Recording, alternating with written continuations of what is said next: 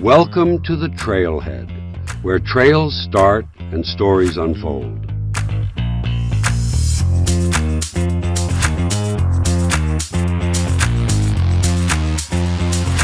One, two, three.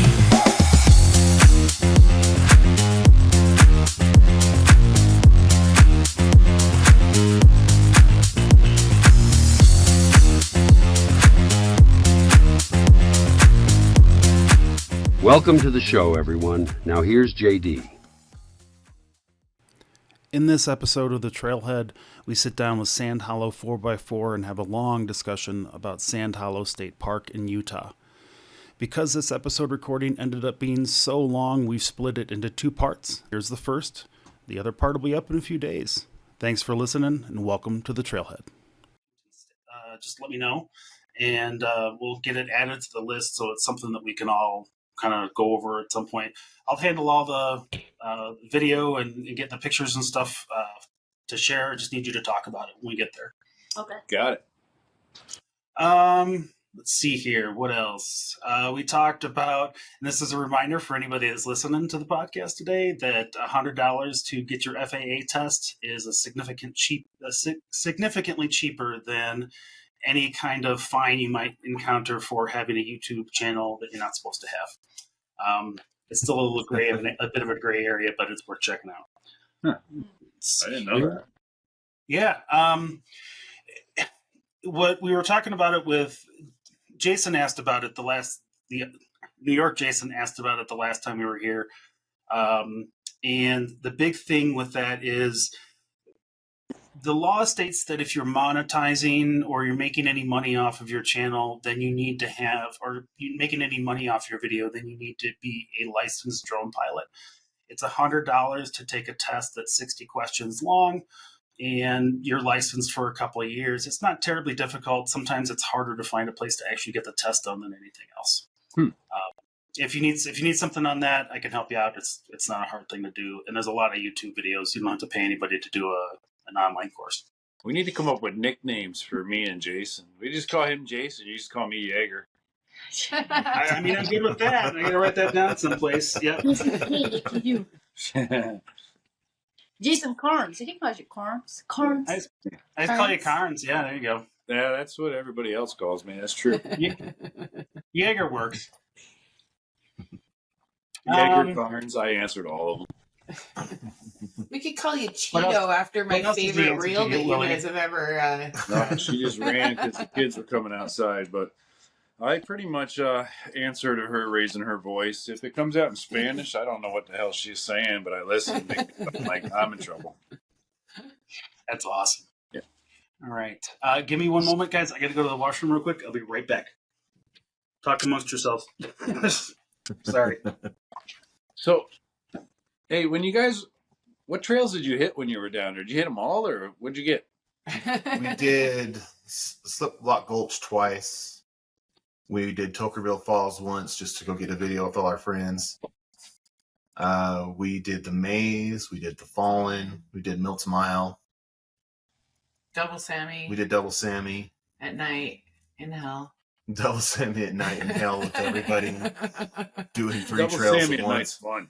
It's so fun, but there was so many people on it. It was stupid. It was like but a I damn was just party. telling Willie, like, we need to make sure, like, there's a lot of people you were hanging out with that, like, I love. Like, I love Dom, and I love Brandon and Christy, and I love all them. So I was like, shoot, we're like this. We were just, Yeah. we didn't.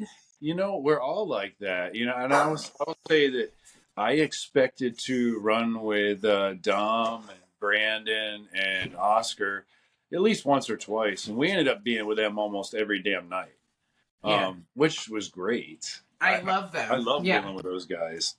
And we didn't wheel with you guys at all, and then you guys were rolling with Julie and Matt, like Aqua Jeep Girl and them. Like, so we went out on Milts one day with them, and it was abbreviated because we started the trail with them.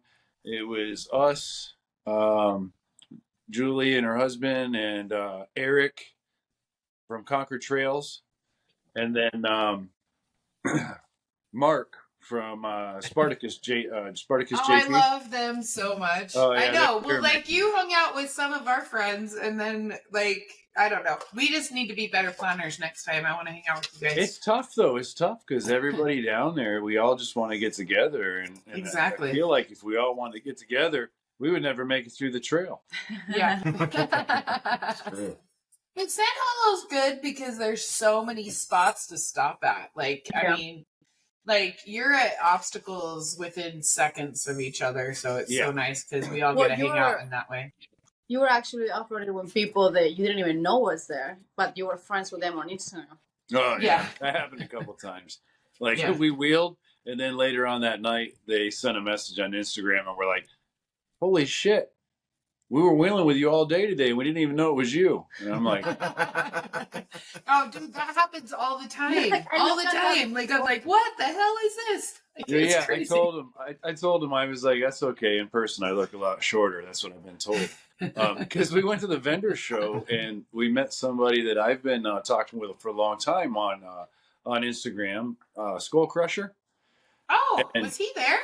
Yeah, he actually Ben was had, there? Oh, yeah, he had a tent we up should've- at the vendor show, and we went there and we met him for the first time in person.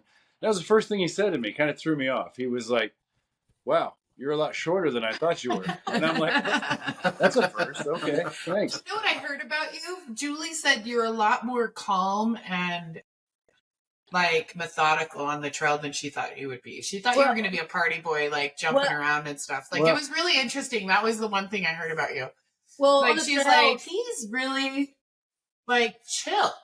I'm on the trails on business, and I love to have fun. But when I'm on the trails, it's like I don't know why, but I'll let her say it. So I've been wheeling with him, and I see him like drunk. I see him drunk, like falling off. And as soon as he put his hands on the wheel, he looks sober. He's sober, completely sober. Just- like no, nothing else. Like he's Like, gone. I'm in the zone. I can't hear anything else other than my spotter, and I can just And that's it. I totally feel the exact same way. Like a lot of people who know me, like I'm kind of on crack all the time. Like I'm just like hyper. And then I get behind the wheel and I'm like cool, calm, collected, thinking, just kind of like, zoop. And it's like the one time in my life where everything shuts down and all I can hear is my spotter and like the connection between the two of us. And like, we can like, I don't think about anything else. It's just like, and I like, I'm so chill. And then I get done and I see the videos and I'm like, what the hell did I just do? Wow. And as- was Like, a trail. but, I mean, like, when we do what we do, the road disappears really fast, and you need to be sober for that. And then afterwards, I am ready for a cocktail. Mm-hmm. I am like, I need a drink to like get the like whatever out. Moose, come here, buddy. Ooh, Come here. sorry, our dog is playing with a toy all of a sudden, right in the middle of the Because you're not paying enough attention. That's why. Exactly. So No. I used to be an adrenaline junkie. Like all I had was motorcycles, race bikes. And I got rid of them all because I couldn't control myself and I was going to die sooner or later. So I got back into Jeeping, and that's just, it keeps me calm. It keeps me centered. And, you know, when I was out with Julie and them, I have never been able to get up over Milton Mile, first obstacle, that straight up wall. And if you've ever, I mean, I'm sure you guys have, you put wheels on that damn thing. Who knows? You may have made it, you may have not, but you get up there and it's like, it's not comfortable. And then Well, your front end gets light. And this time it walked right up it. And I was so damn excited, but I was so nervous. Yeah, it was a good time though. Then 42. Well, that's the thing with Sand Hollow is like it will test your limits. Like it will test your like ability. Like it's like Velcro, unless it's wet. Like wet Sand Hollow is a really good time, and it's a lot of gas and it's a lot of finesse. Like there's like some things that happen when it gets wet. But Bumping up the shoe. bumping up the shoe is insane. Like you feel pretty. You feel like, crazy. shit, this sounds stupid. This is a bad idea. But anyway, like, but exactly, like, and then every time you go back, because the sand fills in, it's a different obstacle. Yeah, definitely. Like this time, the entrance was different than it was the last time we did it. Yep. And it's insane. Like, I don't know. It just tests like your mental capacity. Like you 3-wheel a lot. And nowhere else, even in Moab, like most of the obstacles are either up or like whatever, and there's a lot of trail in between and things like that. Nowhere else do you like 3-wheel and feel comfortable with it. And in Sand Hollow. Yep. So there's we a lot of that. Eric and Kelsey from Concord Trails.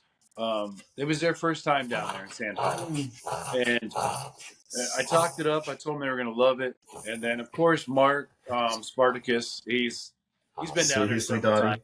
Yeah. And we kept telling Eric, like, so many trails down there and obstacles that we were hitting. It was like trying to do the line that we did the year prior, and it would not work. And there was things that I just drove through the year prior, and I was like, what the hell happened here? And Mark is like, yeah, I know. It's like they went back and they looked at videos from last year on some of the obstacles, and there was like another 2 feet of sand in front of some of the obstacles. So just the fact that they change from time to time, it makes Sand Hollow just the most amazing place. You'll never get it down. Mother It's Nature always changes it all the time. You can have rain and wind and resets it and changes it. Even like within a month. We'll go down. We went last year and went down, and then the monsoons came through and changed everything before. Like, it was a month different. Like, it was just totally different the next time. And the sand dunes, like, you're like, okay, I got the sand dunes down. And then they change, like, day to day. Like, it's crazy. It's so fun. We don't have that. Like, if we have major changes in a year here to any kind of a trail, it's big news.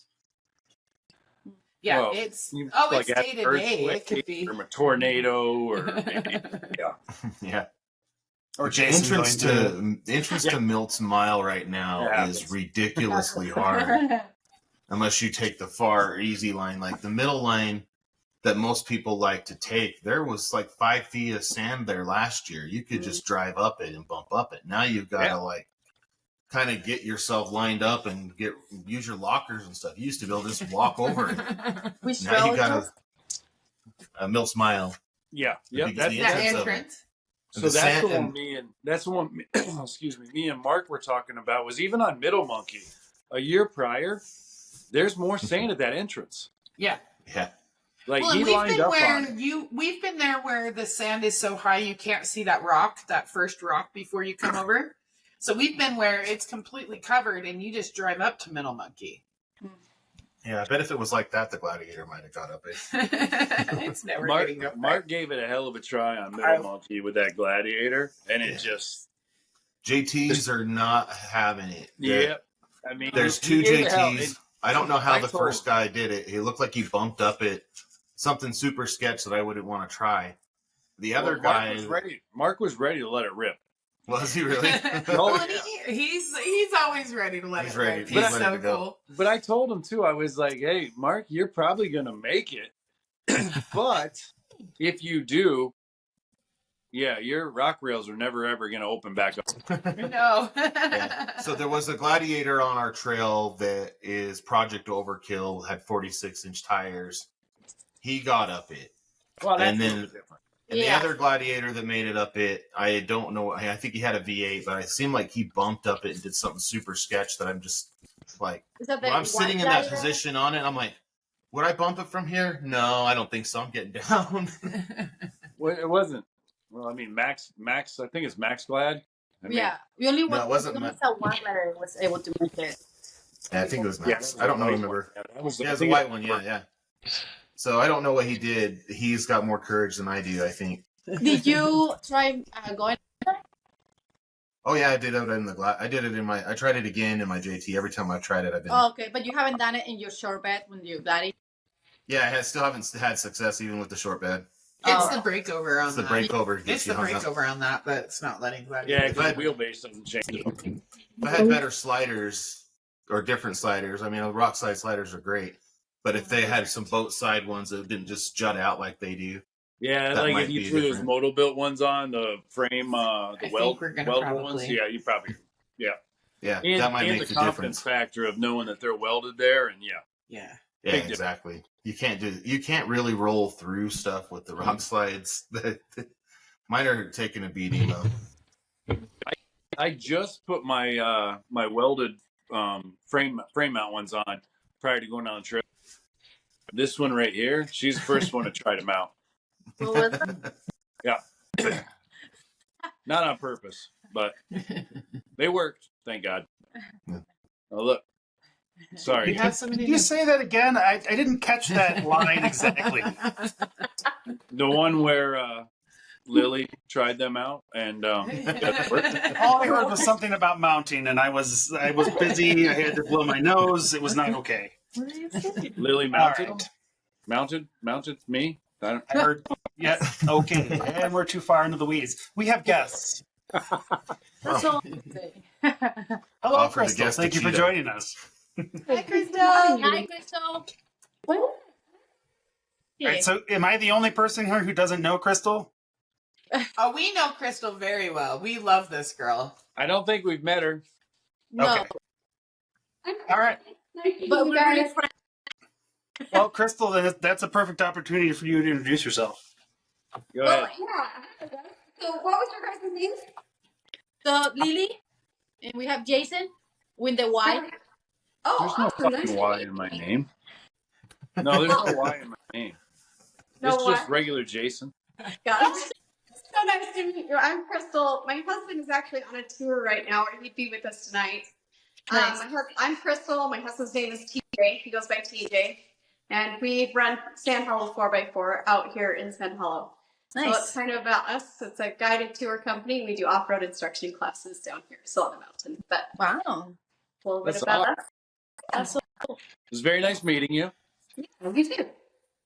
A little FYI about Crystal and TJ is they actually taught us how to wheel. So they're like the people who like they took us under their wing like when we first started like wheeling together. Like we had no idea. Like the first time I ever wenched over anything was with these guys. Like they scared the shit out of me, but they like made me learn quick and fast. And these guys are amazing. Like First time in Sand Hollow was with them. First time in Sand Hollow was with them. Like TJ is like my wet blanket, or not wet blanket. Warm blanket. Warm blanket. Not a Wow, wet blanket. that's not going to play well when this airs. I'm not. No, I'm just kidding. I'm totally kidding. TJ, you're such TJ's a wet my blanket. warm blanket, like on the trail. Like he can, I will go to hell and back with TJ, knowing that he's like in front of my Jeep. But we also have a connection where I'm like, put me in the craziest places. I mean, you like. But He if you makes sure trust I'm somebody safe enough and to good. tell you that, if you Totally. trust somebody that says, "Hey, you can do this," then makes a big difference. Yeah, Oh, big yeah. time. Yeah. Yeah, So- if you're looking for like guided tours or learning how to even wheel, like I recommend them. Like How to use your Jeep. 1000%. Like we wouldn't be Well- doing what we're doing today if it wasn't for them. Yeah, and we talked a lot about it on the first episode, which was one of the first pieces of equipment you have was somebody that knows what they're doing. And I think a lot of us in the past, there's been a lot of us in the past and certain times in our lives where we probably would have agreed with that. We got into our heads where just having somebody that would have told us what we were doing would have made a big difference. Yeah, absolutely. I think it's for us. It's more like for me and TJ, it's a passion. My husband, I married into this back when I was like 16. So 16. Well, we got married when we were 20, but I met him when I was like 16 or 17. So I've been in the whole off-road world since I was literally probably when I learned how to drive. Nice. And that's how our kids have been as well. So, well, and Randy and Pope will tell you, my kids have been in the driver's seat already a lot. Oh, my son Austin is the best spotter monkey you'll ever meet. Like him in my passenger seat, I can drive over anything. He's actually a better spotter than his dad sometimes. He's really good. He's 15 years old, but both my kids, I have a 21 and a 15-year-old, and they've both been driving and been on dad and mom's lap since they've been in diapers. So, and my husband's been the same way. So he's been wheeling since he was in diapers, and same with his father. So we all of our guided tours and our instruction classes are literally built on being in the field and figuring out what works for not just our rig, for like multiple other different rigs. And so it's been really just an eye opener to be able to help so many people out there, because there's a lot of people out there that unfortunately have just gotten in a really bad position and got really hurt or destroyed their vehicles. And it's just nice to have the passion to be able to know that they're going to learn about it enough to where they're not going to be like that. Like, they're not going to have that issue going into it. And it's just a huge passion of ours. We're very happy to be able to come on here and share that with you. So. No, that's awesome. And honestly, the first time I went out to Moab, the only reason I would go out to Moab was because there were people that would show me from the Trails Off-Road group how to get around and know what I was doing. And then, of course, that's what they told me. And then the first thing they did was send me off on my own. And it would have been real nice to just have people with me that knew what I was doing and what my brand new Rubicon could actually do, so that I didn't have to worry about whether or not I was going to slide off one of these giant rocks. Everything. A Rubicon can do everything. A Rubicon can do everything. Oh, sure, I know that now. Yeah. I think it has a lot to do with the techniques and the driving too. Like, there's just like, when we go out there, we're really focused on, in our class, we're really focused on teaching people how much of an angle their vehicles can be on, and like what kind of comfortability they're going to have when they get out there. And also just knowing their own vehicle, because when you get in any vehicle, we teach from like stock vehicles all the way up to like buggies. Because at the end of the day, like, if you were out there wheeling a stock rig and you decided to go out and get a buggy and you got really good at spoiling your stock rig, everybody knows that when you go out and start wheeling something different, it's now a whole new monster. So we take that, whether they've been driving for a long time and maybe they're just switched rigs, not quite sure how to wheel this different wheelbase, or we just take people that have like literally just started. So yeah, it's been awesome. It's been an awesome experience for us. That's really cool. That's really cool. Yeah. I wish I would have had that when I first came. Never mind. Sorry. Go ahead. Yeah. No, like, because you always think, there should be something like that. But what people see is groups, right? Like, you go off-roading with groups, but I never heard about a company that teaches you how to go off-roading. That's really cool. Yeah, it's and we're excited about it. A lot of people look at an off-roading instruction class and they go, oh, they're going to teach you how to air your tires down, and then they're going to send you on the trail and send you on our way. But it's not. We're very much geared from the very basics to like what the professional skills that the professionals use in the hills to avoid them from rolling over and getting in a really bad spot. So it's really kind of that's why we call it tips, tricks, and trail techniques is the name of the class, because that's really what it is. It's really an entire amount of just years and years and years of putting what we could put together to show people how to avoid rolling their vehicle if at all possible. Like, there's all sorts of stuff that we utilize in the hills. We also use remote control rock crawlers. So remote control rock crawlers will show you what not to do real quick, which is great. So yeah. But yeah. I mean, getting an idea for what those vehicles will do, that's not a bad idea. Go ahead, Lily. Yeah, sorry. So does this course, does it apply to people that, like, for example, Jason has a lot of years off-roading? Yeah. Do you guys can offer something for people that is spent off-roading for so many years too? Do you think that courses apply for that type of people, or is only for like beginners? So no, definitely, like I said, we tried to, when we say tips, tricks, and trail techniques class, and we say more than a 101, it really is just that. It is way more in depth than a 101. It's way more in depth in the sense that, like, we're going to teach you how to, a lot of people don't use like neutral. There is certain gears that people use, like neutral. They'll use reverse. They'll use the gas. They'll use the brake. They'll use an e-brake. All of these things are so useful in so many different ways. And some people that have been wheeling for years haven't really been taught that. And I think it kind of goes along with, if nobody's ever showed you, how do you know? You know what I mean? And so, for example, just one thing, like when we were sitting out in the hills, we were just messing around one day. And my husband's like, hold on a minute, like your vehicle's brakes are being overridden by your very low gears. So why not? Let's try. My husband's like, let's put it in neutral, see what happens. Obviously, we weren't on something super crazy, so they put it in neutral after you're already in a good spot. And neutral allows your brakes to not get overridden by your gears. And so that's a lot of, there's just so many things that we teach. And there's so many times when you should use those gears and when you shouldn't. And these are all things that we teach out there. And a lot of people don't know them, even people that have been wheeling for years. So hopefully it helps a little bit. Her experience from being in her classes or being just on the trail with Crystal and TJ, the interesting thing is that it depends on who they're with, what they do. So like, say you guys came out with them, they wouldn't be taking you on like small little things and bumps and bruises just to see how you even react. They would take you out and put you on like a level 9 or 10 trail and say, hey bitch, what you got? So it's kind of interesting. Or start with double Sammy and see where you feel. See where they feel. But I'm just saying, like, the interesting thing, the nice thing with Crystal and TJ, and we've been out with them like in all different scenarios, is they kind of like, especially with the Gladiator, the thing with the Gladiator is that a lot of people don't know how to spot them, and TJ's like, let's figure it out. Yeah. Let's figure out how to. A lot of people are like, throw their hands up, oh, it's a Gladiator, you're just going to get stuck. And TJ's took the time to figure out how to wheel with a long wheelbase.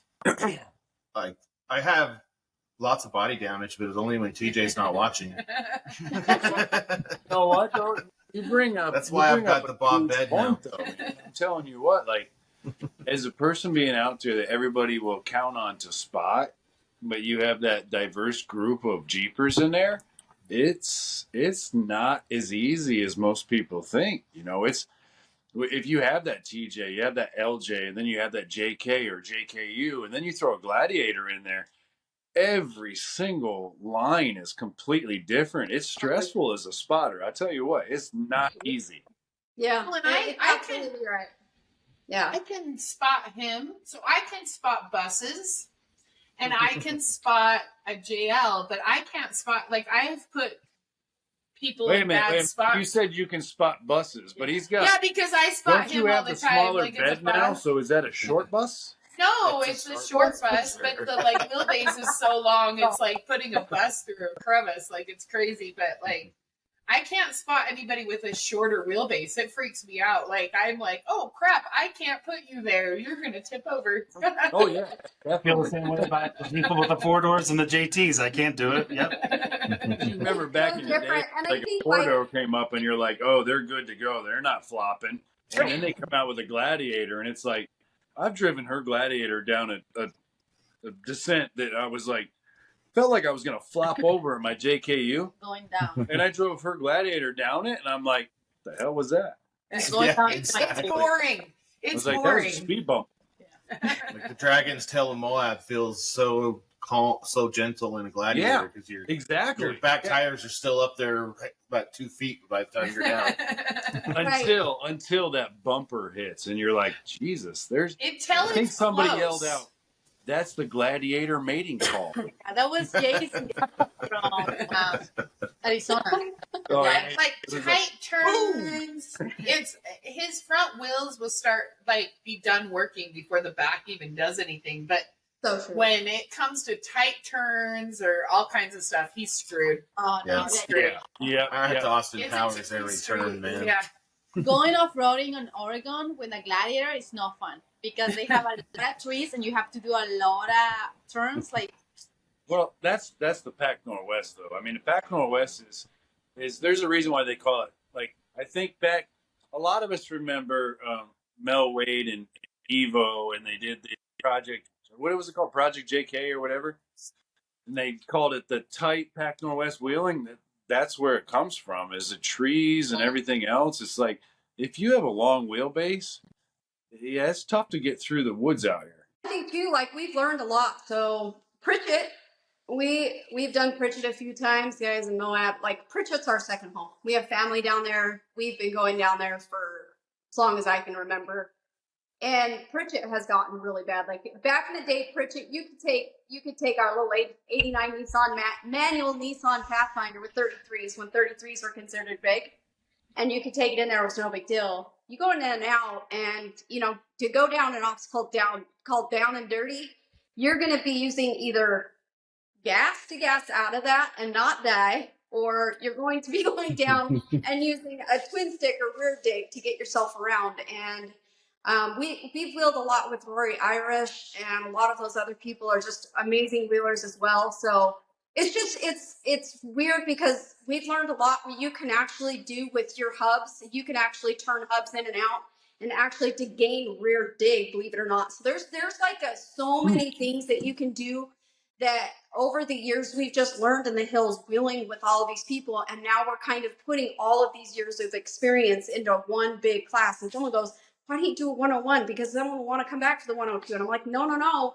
People go buy a Jeep and they want to take them out right that day. And then that's when things happen because they don't know what they're doing. They think they can just get in, jump in, and push a bunch of buttons and they'll be fine to go.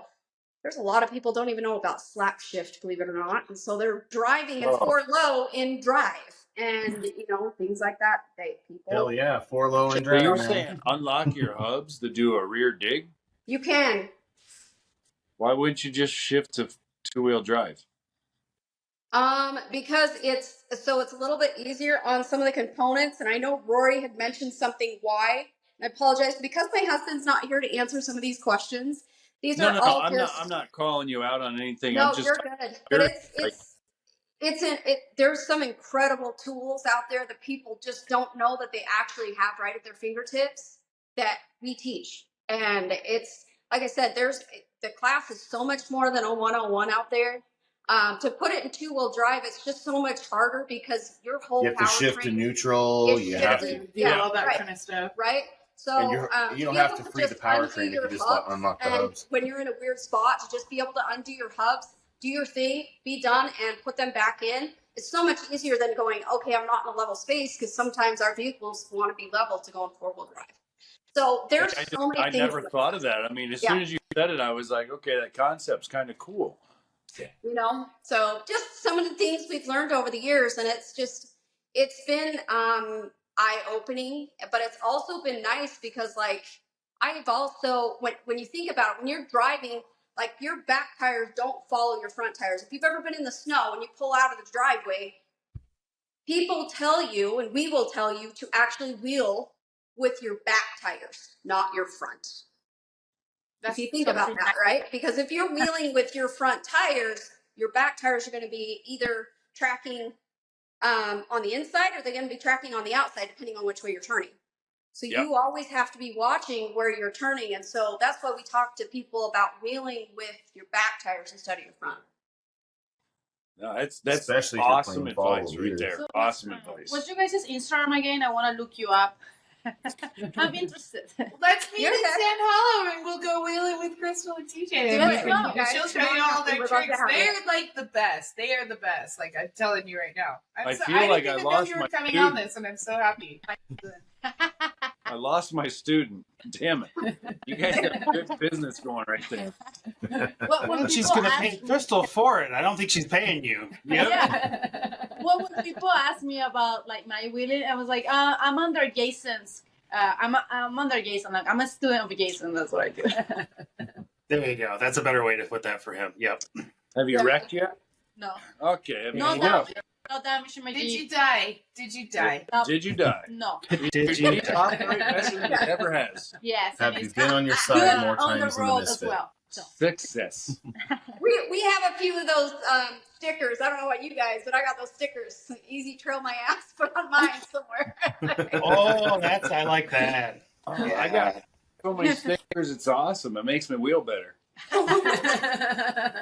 Every time I see those Jeeps out there with the 9,000 horsepower with all the stickers on it, I can't get past I it. started making my own so I could get more horsepower. I mean, So when you ask Jason, what do you have in your Jeep? He's like, I got some stickers. lots of stickers in the gas can. Yeah. I call it my turbocharger. I got one of them throttle commander thingies. Oh, just press that and that works for you? iDrive. Sorry, I drive. Those things are amazing. It's Those like, things are awesome. I would oh, love I to just run one of touched the those. button. Oh. It's like a turbocharger.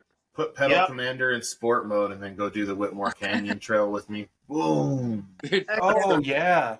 Funny I story can- about Sand Hollow is, you guys know Yee Jeeps? It sounds weird. Ah, we had so Yee much fun. Jeeps. Yeah, we went out with him. We That went crazy that fun. was the high speed trail we did was with Yee Jeeps. Yeah, those guys, they messaged me and they were like, hey, is your Jeep fast? And I was like, well, I mean, I think it is personally. And Well, we tried to get you to come with us. That was one of the funnest days. Like, he jumped his Jeep, and now he was like, I jumped my Jeep. I am finished. I can do nothing else at Sand Hollow. And it's on video. Like, he jumped it like 7 times at Sand Hollow, but like, yeah, he jumped it and got it on video, so it actually happened. We were all Dukes of Hazzard on that trail. It was yeah, It was I fun. saw some of those videos and they were pretty intense. And that's the reason why I couldn't go. I would tell you, shifting to 42s and the ones that I went to, that's a lot of weight, and my steering feels it. And then when those I guys got posted up 42s. somebody lost their tie rod at 75 miles an hour, I'm like, yeah, I'm glad I didn't go. yeah. I've got I like got to send it, 42s. but not like that. Well, it was fun because The fastest it was I got really was 88. different. I Like, think all the stickers helped me get to 88 because I Oh, got the all the way up to 88 and some serious shit started to happen, man. well, it's kind of cool because it was all about like, so the first person would go and it would be like, it was conversation. Like the whole thing was like so conversated. Like they had it like totally dialed in. It was so neat. It was like you would wait for somebody would take off and then their dust would clear. And then you'd wait 30 seconds and then you would go. And then you would relay everything back. So everybody's far enough apart and they would talk about who's coming, whatever. It was super safe. It was awesome. It was really fun. That's awesome. The guy in front would tell you if there's any obstacles, if you're Or people were oncoming coming, traffic, all or kinds of stuff. if there's slow moving traffic. So you know there's slow moving traffic between these 2 mile markers. So you don't drive very fast through there. You get around that slow mover and then you just And then you would speed call it back out up. to the next person so they'd know it's happening so they could slow down. And like, it was really fun. they call out all the spots It's where you different. could jump. They're like, here comes an air op. It's clear to jump. And you would just be like, sweet, let's get as fast as we can go. Next year. Next year, we're doing it. We're totally doing Doing it it next again. year. It was one of my favorite things But I did this whole time. with her gladiator. Yes, Yeah. she's coming. You have My to bring your fun. gladiator. My You have fun, to. okay. You have to bring It's the your kind of gladiator. trail Because that if it's you're fun. willing to drive your vehicle fast, you'll So last enjoy year, it. he jumped in one of the sand dunes. Yeah, and but after that that, was- he got scared. No, that was a mistake. Flat. It was like boom. Yeah, I passed somebody that was sitting still, and I was like, why'd they stop? I flew by, and I was like, okay. No, why did they stop? Your Eh. tires might stop. Everything just got quiet. The whole suspension though on my Jeep right now, it just handled everything I threw at it. So the only thing that seemed like it didn't like very much is I was going really fast into a pile of rocks at the end of the sand dunes on Sand Dunes Way as you're coming down Sand Mountain. Like right as you're heading toward the fence, I'm like, oh shit, I forgot those were rocks. So I had a little bit of a clink after that. But other than that, like all the airborne stuff, it handled fine. The driving fast, it handled fine. My favorite is we were on a sand dune and he launched off of it and then he lands and all of a sudden I hear on the radio, Ralph, did you see that? Like, Ralph, did you see me being cool? I was really cool for a minute. Did anybody see it? No one saw it. Doesn't count anyway. Nobody saw it. It didn't count. So out of Trail Hero this past year, what was your guys' favorite moment? I just love seeing everybody. Like, I love the people. That's the only reason I go to Trail Hero. It's not to like plow through trails or anything like that. It's just about seeing all the people. Like, I love, like, it just, It's our big group on the crazy. maze on Saturday. The big group It we really had is on the all maze on about meeting Saturday. everybody. You're right. Yeah. Yeah. It's Our meeting friends everybody you already know and and- meeting new people. Like one of my favorite things is to push Josie and to see how far we can take her Jeep and her Gladiator. If you don't know Royal Josephus, she is my whole heart. Like, she's our adopted daughter. Mm-hmm. And people are like, why did you put her on that trail? And I'm like, because I can. Yeah, they're like, why are you having her follow you on all these trails? Well, because she's willing to do it. And she's a badass. She's a crazy badass, like, You know, nutty. She's so quiet when you meet her I in person, know. though. We Yeah. met her in person. She is. She's The last crazy on the trail. She's willing to try anything. No, she is a crazy person. We should have her on this show. Like, she's So you like mean- my... Dude, So you mean that's she's like me? She's quiet, but she's crazy.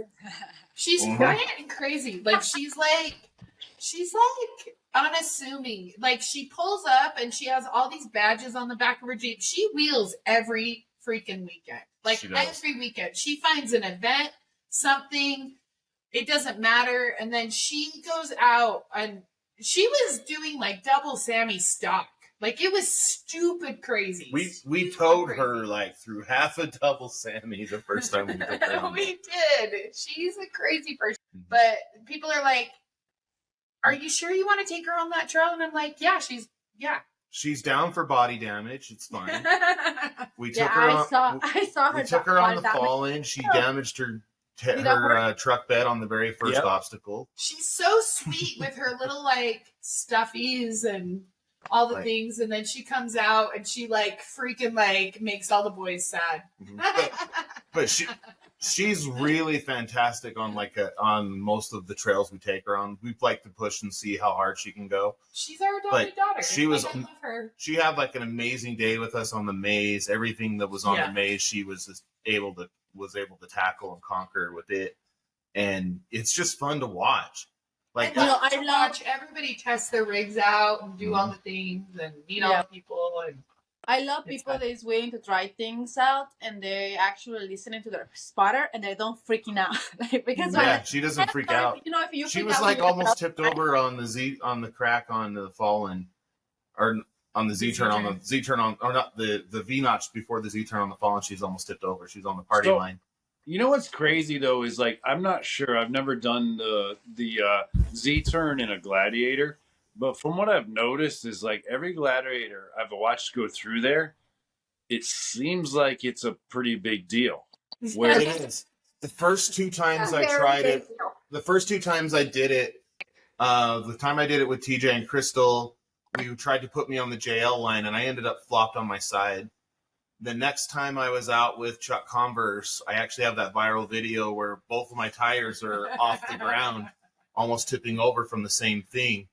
Now this time I lined up where I knew I needed to be lined up, and now the guy also, by now enough Gladiators have gotten through it that they know kind of what the thing is. I had the flex and everything to be able to go right through it this time without So- tipping over. So when you but when you did it, the line that you thought you needed to be on, was it a non-event? it was a non-event at all. It was almost really easy. I climbed up really high on the wall, turned a little bit, did one little tiny back up to straighten up and realign, and then just picked the tire and crawled over it. It was so easy once I actually made it. Nice. It was not non-eventful. So this crack that JD's showing right now, or this V-notch right here, this is where a lot of our friends got really hung up and had a hard time with it.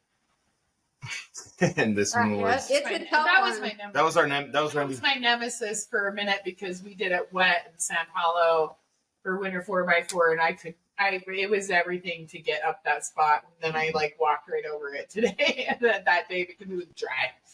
It's a totally Like if you don't different have thing. somebody to show you how to do this, how do you know that your tire can grab that wall like that? Right, exactly. and that's kind of the I thing. think it's more knowing who's out, like who's actually spotting you and how many Yeah. times they've done it. I mean, it's kind of like when me and TJ were on Chain Reaction. We had, I don't know if you've ever met Crystal Hansen, but she is an incredible local here as well. And she kind of showed us, because things have changed since about 18 years ago when we did Chain Reaction the first time, and TJ's on 35s with his Cherokee versus now where he's on 40s. But Chain Right. Reaction's a whole nother level. Like it's incredible, and it's a fun trail. But man, it is so technical now compared to what it used to be. It's just knowing, like, if you've got the person that knows the trail well enough to get you in the right spot. Yeah, I don't remember how you guys figured out that line for me the first time we did that on the Fallen. Yeah, I mean, did It you wasn't tip hard. all the way over? I don't think you tipped all the way over, did you? When I was on the Z turn, my rear rock slide engineering So slider you're was on your holding me slider. on the rock. Basically, I was Right, basically there was nowhere else to go. No, and you were fine. I mean, you were fine. It feels like you're like not good. It felt really weird, but literally, if someone could have, Randy probably. I was freaking out because I was like not sure what was going on. Sure. I knew I was over pretty far, but no one could have told me that I was fine because I was already tipped as far as over as I was going to go. Right. Because I was too freaked out to listen. But I saw the video afterward and I was like, holy crap, I could have just kept going. Yeah. It would have probably worked. True. And I think that too, like, that's why we started this whole thing down here, because I'll be completely honest with you. We are really the only licensed, insured, permitted people that are legal down here to do what we're doing with what we're doing. Because you'll find another company says Jeep and ATV tours. When they have that on the side of their rig, what they mean by Jeep is a side-by-side. It's not an actual JEEP. It is not a Jeep. And so we are taking whoever wants to go on the trail on guided tours and ride along. So if somebody doesn't have their rig, like, we have them, like, we got it, like they can just ride along with us. So it's just been nice because we literally, somebody called us the next Dan Nick in San Paulo. That's what we got called like at the vendor show. And then Dan showed up and heard him say, they're like, yeah, they probably were getting there. And I was like, hi, Dan, what's up? But yeah, it was a good feeling to talk with Dan and to sit down and hear that from somebody, because nobody has that option here. They don't. When people come here, they are either, and you can correct me if I'm wrong, Pope, but a lot of people get on St. George Jeepers or some of the local pages, and they are amazing, but they are a little bit different than the way that we run, because we don't just kind of keep going and hope that they make it. They're a little bit more that way. They do have people that will be a little bit more like that, but you've got to know the groups that do it that way. We are very much like making sure that everybody is behind us. We can see everybody. We know where everybody is. Like, if they want help, we can see them struggling. TJ reads people really well. Randy will probably vouch for that. So it's just one of those things that I'm glad that we're here to do that, because there are so many people out there that come here either on or off season that don't have anybody to run with. And then those are the people that Matt's Off-Road ends up getting. So, yeah. Well, and that leads. It's not just that. It's what gives our sport a bad name sometimes, the people that don't know what it is that they're doing. Sure. We're going to be talking about the Moab stuff in the next episode, and a big part of that is the claim that OHV users are abusing trails, and it's hard to argue with some of that when you see some of it yourself, because of people that don't know what they're doing. It's really sad. It's really heart-wrenching to watch people get hurt. That's our biggest thing. So, we do our classes every other Saturday, and then we have tour guides every other Saturday and Sunday. And so a lot of people that actually end up taking our class will be like, oh, and TJ will just read and be like, okay, well, it looks like we can go do chain reaction, or maybe we should go do West Rim. You know what I mean? So a lot of our business has come from the people that have taken our class. They want to go out and they want to practice what they learned. So It's been good that way. And we've just been very humbled and blessed that we have been able to work with who we've been working with and the people that are supporting us down here. So. Like, we saw you take the person that was one of the people in your inaugural class that you did down in San Paulo. We saw you take them on Double Sammy the next day. That was Naomi and Kurt. And they are absolutely incredible. That's a funny story. I don't know if you have time for that. It's not very long, but so Naomi came to our class the first time, and then we always tell everybody not to wheel alone without another vehicle. It's just not smart, regardless of where you are. And so the funny thing is she went home and told her husband, and that was their only vehicle as far as wheeling. And she says, okay, well, I'm not allowed to wheel alone anymore, so you need to get a Jeep. And I'm like, okay, we never told you to go get another Jeep. But she says, if you're going to DJ go, said. yeah. So it's just one of our rules. So she literally on their way out here, they stopped by and bought a $55,000 rig that was all built up and everything ready to go for Kurt. He's never been behind the wheel before. And she says, well, if you're going to buy a Jeep, you've got to go take this class because you need to know how to use this thing. So they ended up showing up with not just her rig, his Jeep as well. And man, it was just crazy to watch, like just going over the easiest of things because we're there for them. We don't use our own vehicles. Like we're there for them. Like I jump in and out of vehicles with them. While TJ's guiding on the outside, we just don't use our own cars. It's all about them. It's all about teaching them everything that they like, allowing them to suck up everything that we understand, that we know. So I have to say cool about that. I like what you're saying because when I go wheeling, I like to have some because I'm really new on it. Like I've been wheeling, like really good wheeling for 1 year, and I like to have someone next to me, and also the spotter there in front. And I like to have my radio. So what you're saying is like, oh, I'm right next to the person, you know, because sometimes maybe we don't know how to turn the lockers on or what they're supposed to be doing. And the people in front is funny. I know how to turn my lockers on. At the beginning, I didn't know. Right, absolutely. Yeah, so I like that you guys do that for people. Yeah. I think that's really amazing. Well, thank you. I appreciate it. And, you know, if you guys ever feel like you could take anything from it, let us know. Or if you just want a tour guide to kind of show you left and right out on the trails, you've never done something and you're here, just hit us up. Awesome. So, we will probably hit you up or try to get to meet you guys next time we are in San Hello. I'm very like interested and get to know you guys and see what you do. And yeah. You bet. We would love that. Absolutely. We would love to meet you guys. We're just right now it's a busy season, and right now we actually have 2 trails on our agenda that we can actually guide. I got license permits for Sitla property, so I can do double Sammy right now and 777s, and on our BLM permit we've actually been waiting an entire year to get our BLM permit done. So our BLM permit should be done literally this November, so we're very, very excited because then we'll have full range the entire mountain. Nice.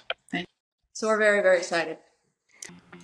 So we're going to take a break there for part 2, which will be up in a few days on all of the platforms, Spotify, Apple Podcasts, etc.